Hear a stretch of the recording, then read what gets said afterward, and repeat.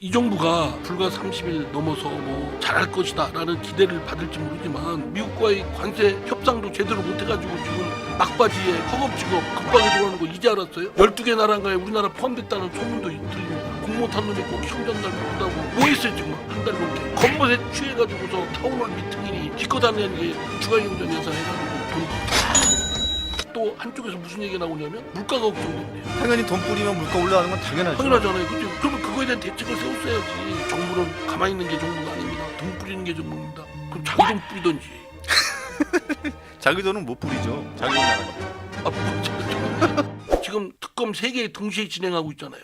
네. 뉴스의 거의 많은 부분을 특검 그걸로 하고 윤석열 대통령까지 저 특검 조사반이나 재판받는 것까지 하니까 세상이 어지러워요.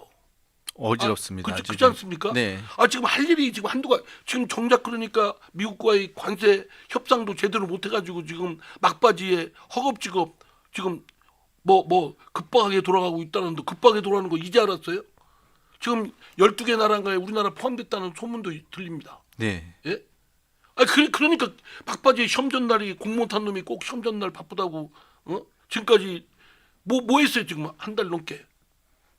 그 겉멋에 취해가지고서 뭐 저기 하느니 타운홀 미팅이니 저기니 뭐 가서 저기 하고 무슨 특검법 뭐 해가지고 막 저 쳐버리고 뭐 이런 걸로 잘하는 것처럼 비춰서 여론조사에 국정 지지도에 거품이 껴 있는지는 모르겠지만 전 거품 껴 있다고 생각합니다. 그런데 그렇게 해서 시간 하세월로 보내면 나라 관세 협상은 제대로 될 겁니까? 트럼프가 기다려주고 아이고 하세요 끝까지 기다려드릴게 유예 한국만은 동맹이니까 그렇게 합니까 지금?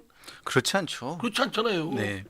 일본조차도 일본하고 얼마나 미국하고 짝짝꿍입니까? 그런데도 저 일본 총리가 막 트럼프 되자마자 가서 만나기도 했잖아요. 그런 일본한테도 예의가 없다는 둥 뭐 버릇을 손 봐주겠다는 둥 뭐 이런 얘기 하잖아요. 그런 지금 험악한 세상 속에서 지금 돌아가는데 눈 바짝 떠도 지금 현찮은 맛에 살아남기 쉬운 생존의 위기에 놓여 있는 절대절명의 상황 속에서 지금 앞에 개척하기도 바쁘지 않습니까? 그런데 그냥 돈 퍼가지고 예산 기껏 하는 게 추가경정 예산 해가지고 돈 쫙 퍼붓고 그리고 또 퍼붓고 나니까 현금으로 쫙 퍼부으면서 또 한쪽에서 무슨 얘기가 나오냐면 저 이재명 정부 한쪽에서 물가가 걱정된대요.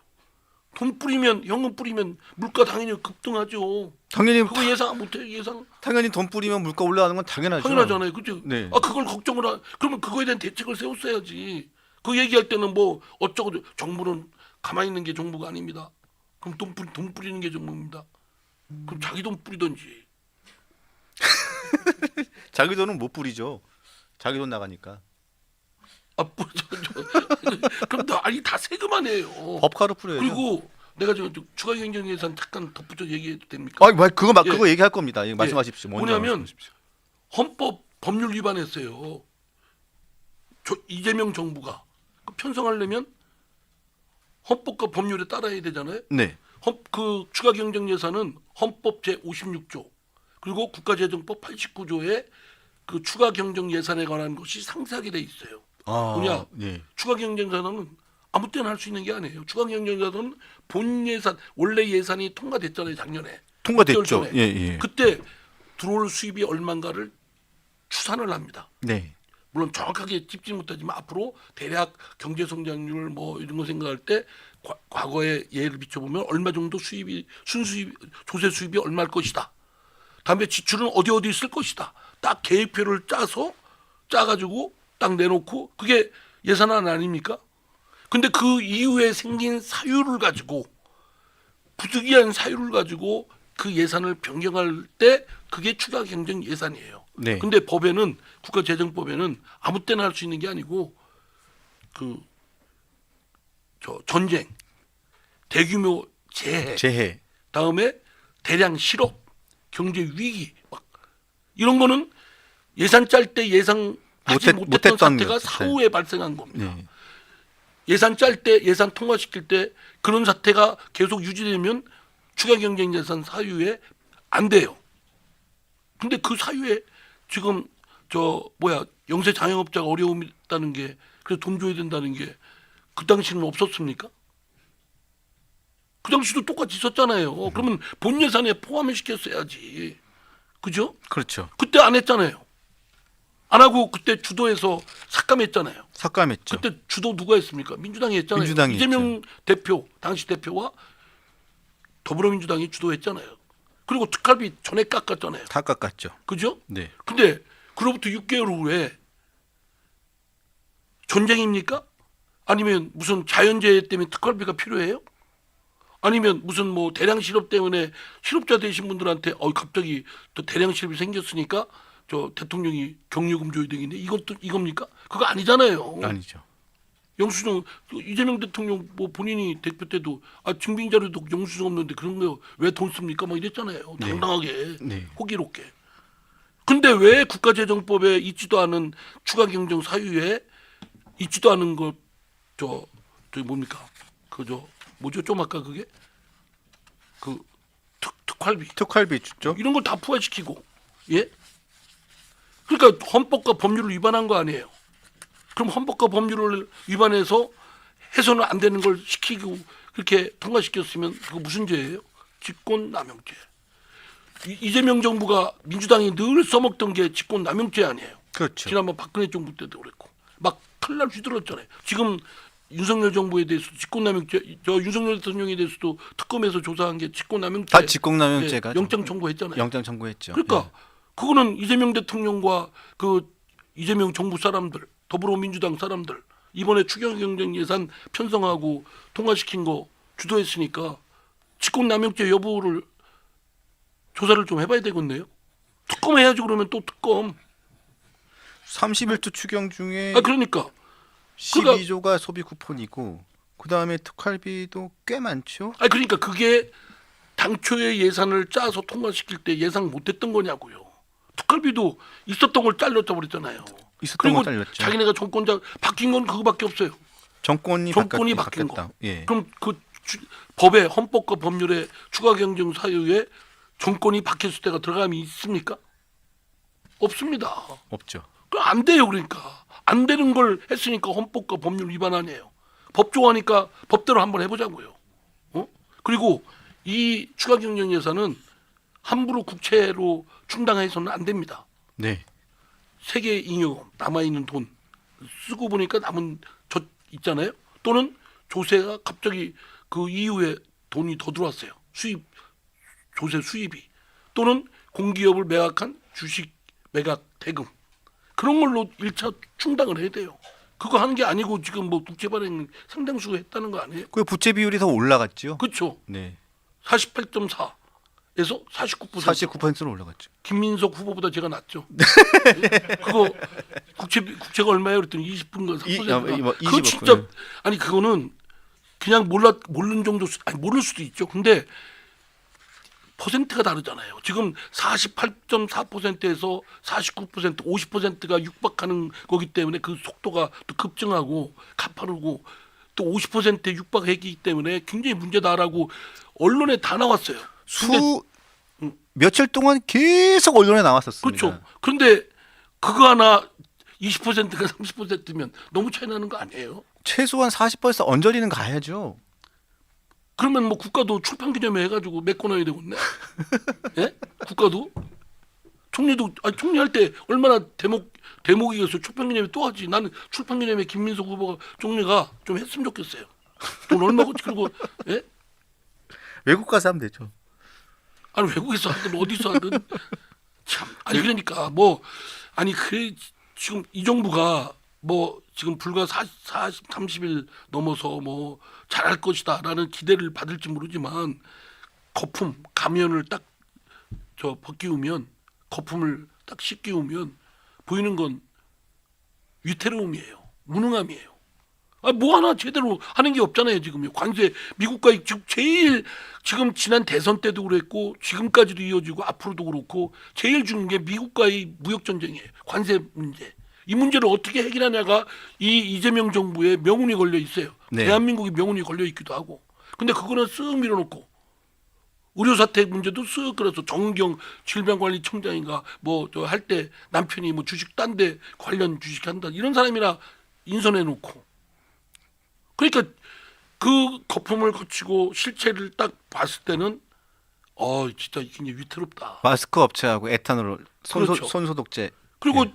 또 보도에 따른 거 보니까 국방 예산 삭감하고 특활비 부과를 한 거 아니에요? 네, 국방 예산은 삭감하고. 그 네. 저 아파치 헬기인가요? 헬기 네. 그 사는 사업비를 그 헬기나 무기체계를 들어올리면 그거는 엄청나게 범부처 사이에 기획 예산 부처하고도 협의하고 몇 년의 정권에 관계없이 논의해서 계획을 세운 거에 의해서 되는 거거든요. 그렇죠. 그건 하루아침에 삭감해가지고 없던 걸로 대변이면 됩니까? 안 되죠. 전체 국방력에 어떤 게 벼 있나 어떤 게 해야 되나를 해서 계획 세워서 넣었던 사업인데 그걸 삭감을 하고 그래서 그 헬기는 구입을 포기하고 그러면 안 되죠. 안 되죠. 안보는 국방은 가장 기본 중에 기본 아니에요? 지금 가뜩이나 지금 북핵 문제나 뭐 지금 더구나 우크라이나 전쟁에 저 북한이 지금 그 북한 장병들 군인들 파견해 가지고 전투력이 아주 급증했잖아요, 지금요. 네. 뭐 드론 이런 연습도 많이 해보고 무슨 사이버 전쟁 같은 것도 해보고 뭐 이래서 지금 북한은 사실은 핵 문제만 그런 게 아니라 재래식 무기 체계 하에서도 전투력이 엄청 늘었어요. 우리한테는 현실적인 위험입니다. 그런 상황 속에서 뭐 이런 국방에 구멍이 생길 수 있는 이런 사업을 삭감하고 특활비를 부과시키는 행태가 진짜 위태로운 정부 아니에요? 불과 한 달 남짓밖에 안 된 정부인데 벌써 본색이 드러나고 있잖아요. 한 달 조금 넘었는데 지금 추가 경정 예산 내용만 봐도 굉장히 앞으로 국가 재정이 어떻게 갈지 굉장히 걱정스럽기는 사실입니다, 정말. 아니 법률 위반이라니까요. 왜 그거 법 위반하는 건 외면하십니까? 예? 저는 외면하지 않습니다. 네. 제가 지금 모르는 내용이라서 앞으로 그리고 공부를 더 해보려고 합니다. 저기 제가 유튜브 시작했잖아요. 네. 유튜브 이렇게 도와주는 PD가 저한테 예. 가서 저기 강펀치 가면 네. 유 차장님을 이렇게 떠받들래요. 왜요? 잘 보여야 된대요. 왜요? 함부로 뭐 말대꾸하거나 이러지 말라고 그러더라고요. 왜요? 갑자기 왜 그러십니까? 잘 보이란 얘기죠. 뭐. 갑자기 왜 그러세요? 그래서 순간 내가 좀 이거 따지듯이 했는데 그건 사과할게요. 갑자기 왜 그러십니까? 갑자기 왜 그러십니까? 왜? 하여간 제가 요새 유튜브 하는데 구독 좀 해주세요. 좋아요도 눌러주시고 왜 그거 오늘 광고 안 합니까? 네. 이상민의 힘. 이상민의 힘. 네, 이상민의 힘. 요즘에 이상민 의원님께서 요즘 유튜브 스타로 다시 지금 자리매김하고 계십니다. 자, 이상민의 힘 유튜브 주소를 다시 한번 올려주십시오. 요즘에 제 자리를 위협하고 계십니다. 그건 절대 아니고요. 제가 유 차장님이 또 강펀치가 새끼를 낳아서 제가 지금 무럭무럭 이렇게 좀 하려고 하고 있고 그러면서 이 강적들 제가 저 애출연자였잖아요. 근데 어느 날 아침 이렇게 잘려가지고 부르질 않더라고. 누가요? 강적들에서 TV조서. 강적들요. 네. 강펀치만 의리 있게 불러주셔서 줄기차게 구독 좀 해주세요. 네. 하여간 추가 경정 예산 이거는 이게 법리적으로 진짜 이게 가볍게 봐야 될 사안이 아닙니다. 우리는 너무 막 그 국채 발행하면 되지 뭐 그 필요할 때 돈 쓰는 거 아니야. 뭐 이렇게 해서야 되겠습니까? 이제 10,000명 가까이 가시네요. 지금 9,580명이 가입을 하셨네요. 저희 강펀치하고는 비교가 안 되죠. 아니요, 저희 이제 26,000명 정도인데. 와. 강펀치에서 이렇게 많이 매크로로 뭐 돌리세요? 예? 바둑이 매크로 돌리시는 거 아니에요? 그런 방법이 있으면 좀 알려주세요. 저희도 몰라요. 저희도 한번 그렇게 돌려보고 싶습니다, 정말. 와, 이거 대단하십니다, 진짜 의원님. 자, 의원님 이문정 동부지검장이 지금 이문정이 이름이 좀 아닌 것 뭐 이문정. 이문정 예. 동부지검장이 동부지검장으로 팔각 승진되고 난 다음에 첫 검찰의 장례식을 치러주겠다고 이 얘기를 했어요. 근데 이거 이렇게 얘기를 하는 게 맞는가? 저는 제 귀를 의심을 했습니다. 그러니까 뭐 그 그 전에 뭐 있을 때부터도 하여튼 그렇게 뭐 저 하여튼 눈살을 찌푸리게 하는 그 사람마다 뭐 보는 시각이 있지만 저는 하여튼 좀 공직자로서 더구나 사정기관의 그 핵심인 검사 신분을 갖고 저렇게 막 저기 할 수 있나? 뭐 정파성이 아주 농후하게 보일 정도로 뭐 이렇게 생각을 해서 저는 못마땅히 생각하는 사람입니다. 하는데 제가 볼 땐 문재인 정부에서 윤석열 대통령을 또 뭐 이렇게 해가다가 또 중앙지검 시키고 중앙지검 검사장 시키고 검찰총장 시키고 대선 후보까지 뭐 이렇게 했잖아요. 네. 물론 국민의힘에서 저 이용한 거지만 근데 어쨌든 그 이문정 검사도 그렇게 시키려는 거 아닌가? 이재명 정부에서 얼마나 고맙겠어요. 그 막 저기 할 때 이재명 대통령이 그 막 사법적 그런 걸로 조회 올 때 하여튼 앞장서서 이렇게 좀 저기 한 분 아니에요? 아니 그런데 본인이 동부지검장이고 검사입니다.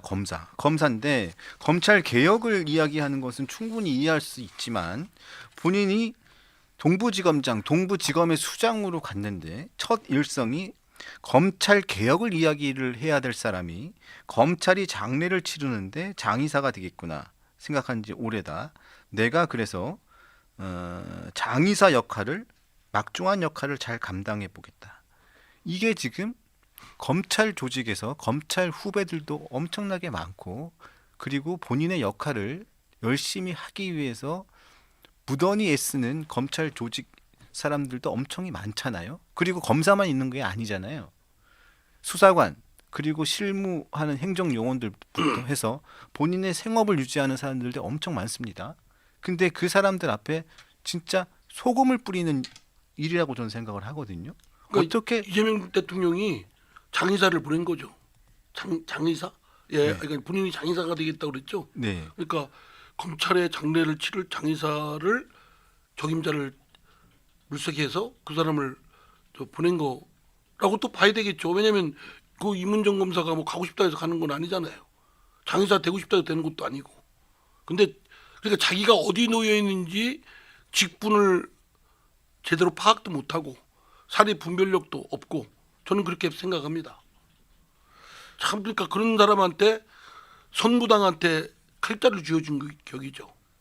그리고 저는 제가 뭐 취재를 더 해봐야겠지만 제가 검찰에 알고 있는 사람들한테 쭉 얘기를 들어보니까 좀 제가 좀 이해가 안 되는 게 좀 갑질의 의혹이 좀 있어요. 왜냐하면 동부지검에 보면 관사가 있기는 있습니다. 지검장 관사가 있기는 있는데 지금 지검장 그 관사가 있는데 지금까지는 지검장들이 관사를 쓰지를 않았었어요. 웬만하면 왜냐하면 본인 대부분이 서울에 살잖아요. 예, 서울에 살고 그렇기 때문에 그 관사는 왜냐하면 그 검사들이 결혼을 안 한 검사들이 다 이렇게 전근을 다니잖아요.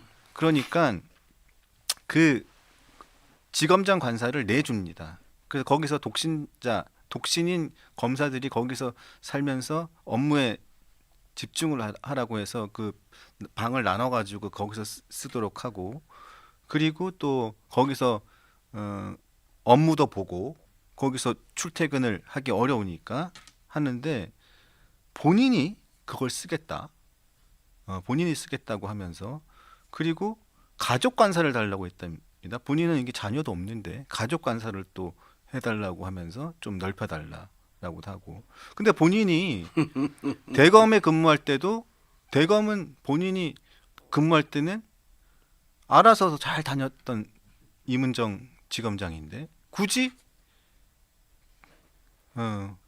관사를 쓰겠다고 고집을 해가지고 거기 검사하니까 이제 완장 탔다고 생각하는 거예요. 하면서 거기서 근무하던 거기서 기거하던 그 검사들은 다 좀 나가야 되는 상황 이런 상황이 좀 되고 있고 그러면서 저 사람이 과연 검찰 개혁 그리고 본인 선배들이 했던 여러 가지 이상한 권위적인 것들을 비판했던 그 검사가 맞는가? 안 라는 맞죠. 그런 비판들이 계속 나오고 있는 거고. 그러니까 그게 민낯이라니까요. 그리고 그게 진정한 모습의 민낯. 그리고 논문 대필 요청해서 표절로 징계받은 모 재벌 아들 후배 검사가 있었는데 그 검사 후배 검사를 본인이 국정기획위원회에 추천하고 이랬던 의혹도 지금 저한테 제보가 들어왔는데 이 부분도 한번 제가 한번 파헤쳐 볼 생각인데 제가 또 이랬다가 이문정 동부지검장한테 붙잡혀가는 건 아닌가 제가 걱정이 되기도 하는데 제 장례식을 좀 치러주는 게 아닌가 제가 그런 생각 걱정이 되긴 하지만 일단 제보를 받았기 때문에 저도 한번 해보려고 합니다. 근데 이 후배 검사를 또 그렇게 또 영전을 시켜줬어요. 국정기획위원회에다가. 근데 이 후배 검사가 보니까 논문 표절로 문제가 됐던 사람이기도 하고 또 이 후배 검사 아버지가 준재벌급 회장이더라고요. 이거 잘 봐주는 것 같아요. 또 재벌급 회장 또 아들 후배 검사는 또 그게 저 소위 그 진보파다 또는 진보인 척하는 사람들의 그 위선적인 모습들이에요. 그거 한두 명이 아니지 않습니까? 그러니까 제가 분명히 말씀드린 제보를 제가 받은 거기 때문에 이게 사실로 확정된 건 아닙니다. 이게 의혹입니다. 이제 제보를 받았기 때문에 제가 한번 내용을 알아보겠습니다. 그러니까 이문정 한번 직접 물어보시죠. 지검장님이 이렇게 했다. 이거 확정된 게 아니라 이런 의혹이 있어서 저한테 제보가 들어온 거기 때문에 이 내용을 한번 좀 알아볼 생각인데 저는 이문정 지검장님이 이랬을 거라고 생각하지 않습니다. 아이고 왜 갑자기 또 아니요, 저는 왜냐하면 예.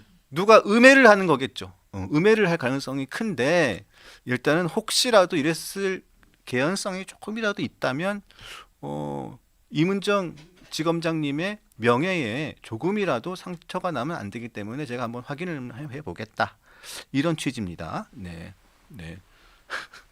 하여튼 네. 조립밴들 하시는 것 같은데 네. 갑자기 뭐 겁이 나십니까? 겁나는 게 아니고 최대한 저는 방어. 의혹을 제보를 받았기 때문에 이문정 검사장님의 명예에 훼손이 되지 않는 차원에서 제가 한번 명예를 훼손되지 않도록 제가 한번 확인을 해보겠다. 그래서 이게 사실이 아니면 사실이 아니라는 것을 제가 만천하에 공개를 해서 밝혀드리겠다. 일단 말씀이 네. 그 후반부 갈수록 치졸하다, 구차스럽다. 저도 먹고 살아야 되니까. 이게 구차스러워요. 그러니까 먹고 살아야 되니까. 예. 예. 일단은 명예를 제가 회복해 시켜드리겠다. 명예를 회복시킬 것까지는 없고요. 예. 다 아는 얘기지만 언론의 정도는 그냥 진상을 진실대로 기사화하고 보도하고 평가하고 그러면 되는 거지 뭘 왜 아니 저 이문정 검사의 무슨 대리이십니까?